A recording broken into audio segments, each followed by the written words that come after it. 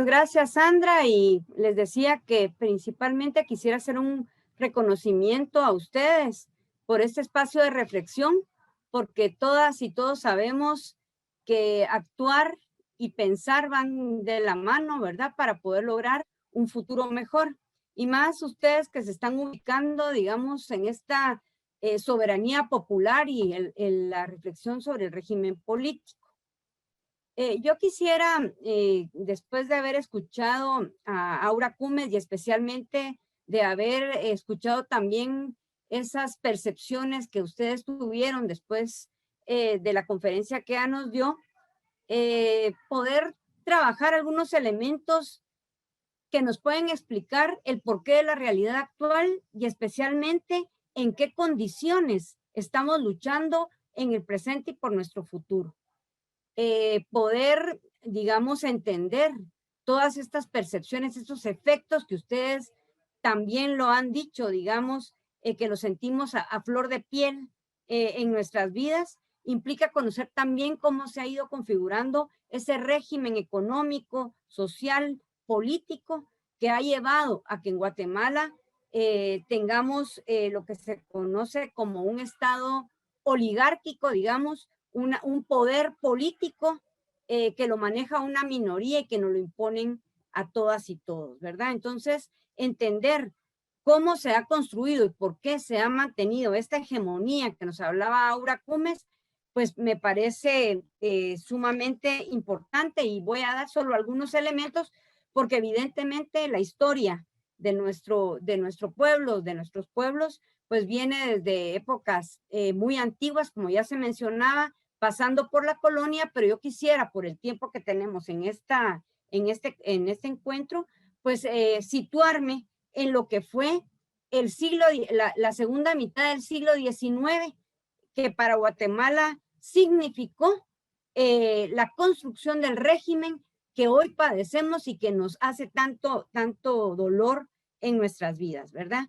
Me referiré entonces a esa historia inmediata de cómo se conformó ese modelo agroexportador y militarizado. Cuando nosotros decimos que el Estado guatemalteco actual y el régimen político actual está controlado por una oligarquía, debemos ver que oligarquía es aquella clase social minoritaria que tiene el poder de ejercer por medio de la violencia o por medio del consenso, ya lo vamos a hablar más adelante, una dominación. O sea, que no solo se da la explotación económica, sino como bien se señalaba también, las opresiones que tienen que ver con el racismo y con la violencia contra las mujeres, ¿verdad? Entonces, el régimen político en Guatemala nace ligado a la producción del café. Muchas de ustedes viven en zonas, digamos, que son cafetaleras, donde están los grandes latifundios y viven día a día, digamos, lo que son los efectos de ese régimen agroexportador. Es importante decir también que el nacimiento del régimen político que hoy sufrimos en Guatemala, que viene fundamentalmente de la segunda mitad del siglo XIX, 1879, se prolonga hasta la actualidad y tiene como características que se conformó a partir de la apropiación de los territorios, de los pueblos y de la tierra comunal. ¿Esto qué quiere decir? Que cuando se forma el Estado oligárquico guatemalteco, a partir de la segunda mitad del siglo XIX, lo que pasa es que una pequeña minoría se apropió de los territorios y de la tierra. Y por eso es que nosotros vemos, digamos, que el café irrumpió prácticamente en el territorio nacional.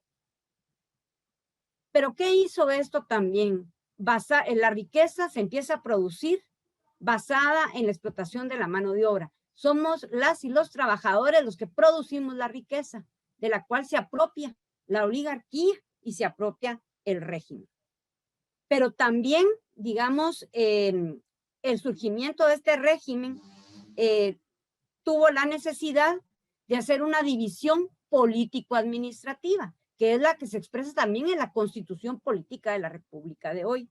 Y esa división político-administrativa nos fue dividiendo en departamentos, en municipios y en comunidades. ¿Para qué? Para que el Estado tuviera una forma de control económico, social y político. Y por otro lado también, digamos, entonces este Estado nació con el nacimiento de la propiedad privada moderna que hoy conocemos, ¿verdad? Que es esa propiedad privada que se construyó con base a la expropiación de las tierras comunales y de los territorios, principalmente de los pueblos originarios. Pero también hay otro elemento importante, que también el régimen oligárquico y el Estado guatemalteco actual nació de la mano de la finca, pero también con la creación del ejército moderno. Ustedes siempre, nosotros decimos, ¿verdad? Guatemala es una sociedad militarizada, que tiene un control social terrible, contrainsurgente, anticomunista, que ataca, digamos, a los pueblos, pero esto se debe también a que el Estado es un Estado que se construyó alrededor de la finca, como señala un gran historiador, Sergio Tisler, pero también se construyó a partir de la militarización. ¿Y por qué sucedió esto, compañeras y compañeros? Porque la acumulación de la riqueza y del capital en Guatemala está basada en la explotación de la propiedad de la tierra, y el Estado guatemalteco está sujeto a los intereses de la agroexportación. ¿Qué quiere decir? Que nosotros somos productores de materia prima. ¿Esto qué quiere decir? Producimos el granito de café, producimos una serie de productos, pero que se extraen y el dinero se acumula entre la oligarquía o los capitalistas o en el exterior. Esto hizo que, digamos, nacer en un estado productor de café a base de la expropiación de las tierras comunales y de los pueblos, hizo que nuestro estado se basara en la coerción. La coerción quiere decir la fuerza, la violencia y la hegemonía, tal y como lo explicaba Aura Cumes, criminalizando, discriminando para poderse reproducir. Me explico. Digamos, un régimen que nace desde violar los intereses de las grandes mayorías de los pueblos originarios, tenerles que quitar su tierra, su fuerza de trabajo, sus culturas, no se podía mantener si no era por medio de la violencia y la explotación. Es así como nacemos con dictaduras militares desde el surgimiento del capitalismo agrario. Y el capitalismo agrario, como bien decía Aura también, hay que entenderlo en la explotación, pero también en las opresiones del pensamiento social, que con eso voy a tratar de terminar en darles algunos elementos de cómo miro yo que nos han hecho ese sometimiento ideológico también, que es también la hegemonía. Se da entonces un régimen de control social que concentró la tierra, que concentró la fuerza laboral, o sea, la fuerza de las y los trabajadores, y un mercado laboral totalmente represivo, manejado por las dictaduras militares, ¿verdad? Y las dictaduras militares de alguna manera persisten en la estructura, aunque tengamos gobiernos, entre comillas, civiles. Entonces, ¿qué se constituyó en Guatemala? Una oligarquía dependiente de los militares y dependiente de ejercer la fuerza y la violencia para poderse mantener. Y aquí, ¿qué les quiero decir? Esto implicó también un débil surgimiento de la sociedad civil. Ante tal situación, digamos, de violencia y de coerción y de control social, lo que nos pasó fue que se dieron procesos de la organización social y los movimientos que ha costado mucho mantener. Se centralizó mucho el poder político. Ustedes ven que prácticamente la ciudad de Guatemala es casi como una ciudad-estado, un poder, y el resto de la república, digamos, está muy desprotegida y muy falta, digamos, de inversión pública, pero también se dio un sistema de control laboral muy fuerte. Y aquí les quería decir, digamos, y ustedes que están trabajando sobre el poder constituyente, que yo diría que en el siglo XIX, compañeras, no solo surge la Carta Constitucional, que es como el pacto político, oligárquico, que se volvió contrainsurgente en el siglo XX, sino que también surgieron las leyes y los reglamentos que todavía tienen vigencia hoy, como el Código Civil y el Código Fiscal. Fíjense ustedes, decretos que vienen de 1877 y que fueron transformados solamente en la década de la más fuerte de la contrainsurgencia en 1963, por ejemplo, en los regímenes militares, y no han perdido su carácter contrainsurgente. Si ustedes revisan toda esa legislación y todos esos decretos, todos se basan en la propiedad privada como primero, segundo, tercero y cuarto derecho. Cuando nosotros luchamos, por ejemplo, el derecho de los pueblos a los territorios, el derecho de los pueblos, digamos, a los recursos naturales, a que no se destruya la naturaleza, resulta ser que las mismas leyes nos agreden porque las leyes están construidas para defender la propiedad privada pensada como se pensó en el siglo XIX. Recuérdense ustedes que en ese tiempo se forma también el registro de la propiedad de la tierra, que termina, digamos, de darle una legalidad formal al despojo y al control de las tierras por parte de las minorías. Entonces, podríamos decir que todo lo que ustedes dijeron en la lluvia de ideas son efectos de todo esto.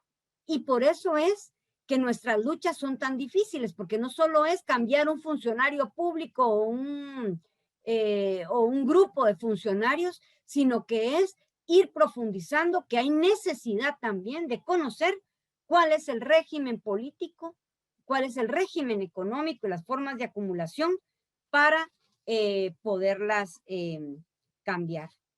Por eso es que también, digamos, hubo una guerra interna de 36 años que trató, digamos, de cambiar esta situación de cosas. Obviamente, digamos, mantener este régimen económico, social y político, lo hablábamos, de despojo, de control social, tenía que contar también con una forma de hegemonía, no solo de la fuerza militar y paramilitar que nos ha dominado, sino que también por la fuerza del pensamiento y de la mente. Y aquí es donde vienen una serie de pensamientos sociales que se nos han ido metiendo en la médula. Uno de ellos es ubicarse solo en la contradicción clasista o en la contradicción económica. Ahora Cummings tiene toda la razón. Tenemos que ver también que esa contradicción racista ha llevado también a el racismo, digamos, que prevalece en Guatemala y que es igualmente importante de que se tiene que abordar. La clasista, pues ya lo sabemos, expresa la propiedad privada y la apropiación de la producción social, digamos, lo que el pueblo produce se apropia en manos privadas. Pero el conflicto racista reproduce a esa sociedad clasista al contraponer como que en Guatemala el problema fuera entre indígenas y ladinos y no, y que se diera como un conflicto simplemente, digamos, entre dos formas de expresión de la sociedad. Otra de las cuestiones que también es importante y que también está, que cobra más relevancia en estas épocas de luchas que estamos viviendo, es una relación indisoluble, o sea, una relación que no podemos olvidar, que es la nación oprimida, digamos, nosotros como pueblos oprimidos y el imperialismo.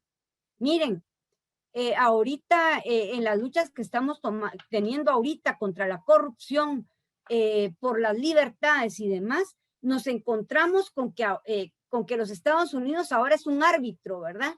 Y a veces, digamos, entonces no terminamos de hacer todas esas conexiones, pero es porque tampoco el régimen guatemalteco es un régimen formado solo en sí mismo, sino que tiene que ver también con los intereses de los países que durante la historia que hemos vivido, pues también nos explotan, ¿verdad? Nos explotan a través de nuestra mano de obra, de nuestros productos y de otras situaciones. Entonces, la idea es decir, bueno, el problema en Guatemala no es un problema étnico, entre etnias. El problema en Guatemala es un problema estructural que ha hecho del racismo una forma de reproducción y ha hecho que los mestizos, ¿verdad? U otros pueblos que no somos pueblos originarios e indígenas, ejerzamos discriminación y violencia contra los pueblos indígenas. Entonces nos han separado. Quiere decir que un campesino, por ejemplo mestizo, resultaría que según la visión hegemónica de este Estado oligárquico, es enemigo de un campesino indígena, y eso no es así. Hay que identificar dónde está, digamos, el verdadero problema a resolver. Otro elemento, digamos, que es muy importante que nosotros tengamos que tomar en cuenta es que nosotros tenemos que conocer cómo se ha construido y cómo se mantiene esa estructura colonial de que se nos hablaba, cómo se mantiene entonces la hegemonía, cómo se nos explota, pero también cómo se nos domina, cómo se ejerce el poder y la fuerza hacia nosotros. Lo económico es un factor fundamental, pero las opresiones, el racismo y la discriminación de género es, sí, Sandra, gracias, es clave. ¿Cómo entonces se da el control del poder político del Estado desde una minoría? ¿Y cuál sería esa estructura contra la cual hay que luchar? Yo estoy muy de acuerdo en que tanto en el 2015 como ahorita salimos como pueblo, digamos, a luchar contra la corrupción, y es bueno ir avanzando espacios, pero que no perdamos de vista que el problema a resolver es la naturaleza del capitalismo, pero no solo la económica, sino también del racismo y la violencia de género. El sistema necesita de esa violencia y de ese racismo para sobrevivir y para enfrentarnos unos con otros. Y así que la invitación pues es para que sigamos reflexionando el tema, y por supuesto hay muchos otros factores que se podrían hablar, pero el tiempo digamos es corto y bueno, lo dejaríamos entonces para ver si hay algunas reflexiones o elementos de ustedes. Gracias, Sandra.